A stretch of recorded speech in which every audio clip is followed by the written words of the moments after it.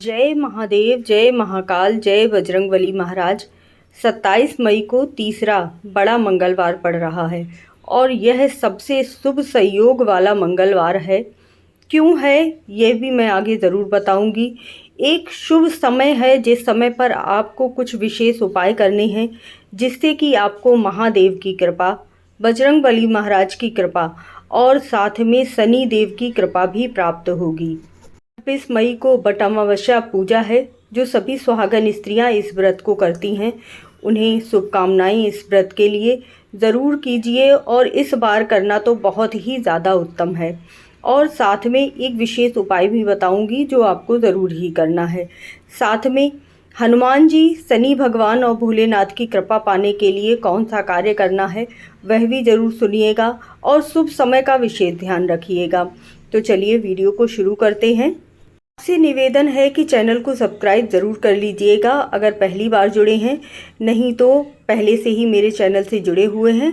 तो जय श्री कृष्णा, जय राधे राधे लिखना बिल्कुल मत भूलिएगा। वैसे तो अमावस्या तिथि 26 मई की मनाई जा रही है और उसी दिन शनि अमावस्या भी है, लेकिन अगर हम शुभ मुहूर्त को देखें तो 26 मई को 12:11 से अमावस्या तिथि की शुरुआत हो रही है और अगले दिन यानी 27 मई को सुबह 8:31 पर समापन होगा। इस तरीके से आपको जो 27 मई को दिन प्राप्त हो रहा है वह है मंगलवार, यानी कि अमावस्या तिथि आपको 8:31 तक प्राप्त हो रही है। तो आप शनि अमावस्या का, हनुमान जी का और भोलेनाथ का तीनों का उपाय इस दिन और इससे पहले यानी कि 8:31 के शुभ समय से पहले ही कर लेंगे। तो हो गई शुभ समय की बात। अब हम बात करते हैं कि आपको उपाय कौन सा करना है।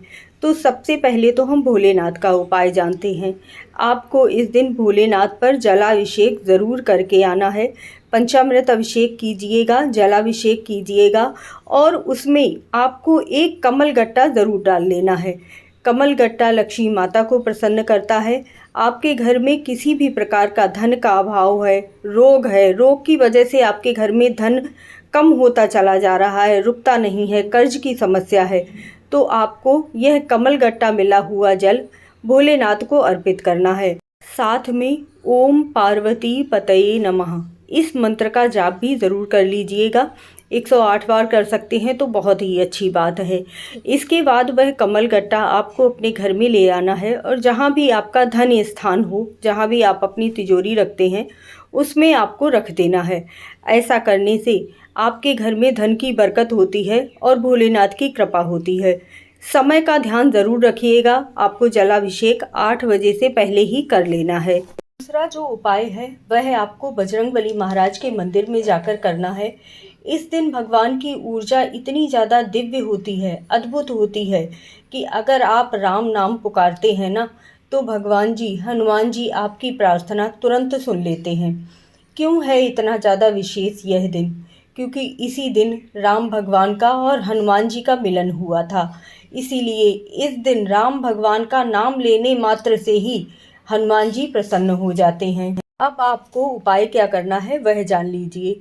आप अपने घर में बजरंगबली महाराज की पूजा करेंगे और साथ में एक तांबे के लोटे में गंगा जल डाल लीजिएगा, थोड़ा सा जल भर लीजिएगा।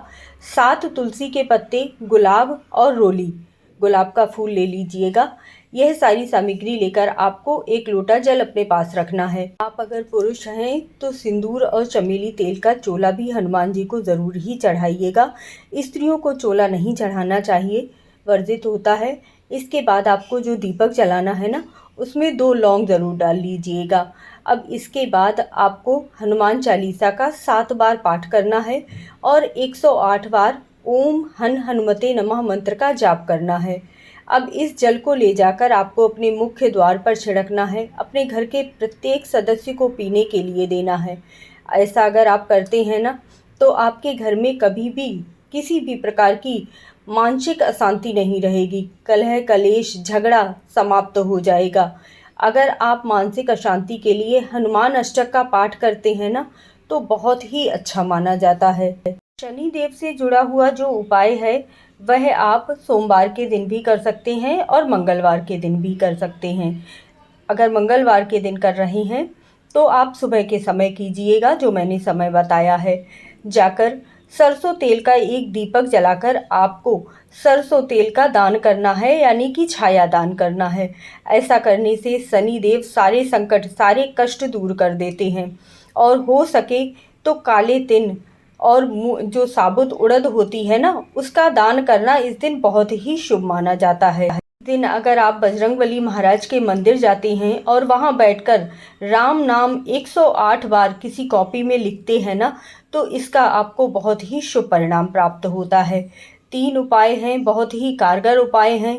यह तीनों उपाय ही अगर आपने कर लिए तो आपके सारे संकट दूर हो जाएंगे, कष्ट दूर हो जाएंगे।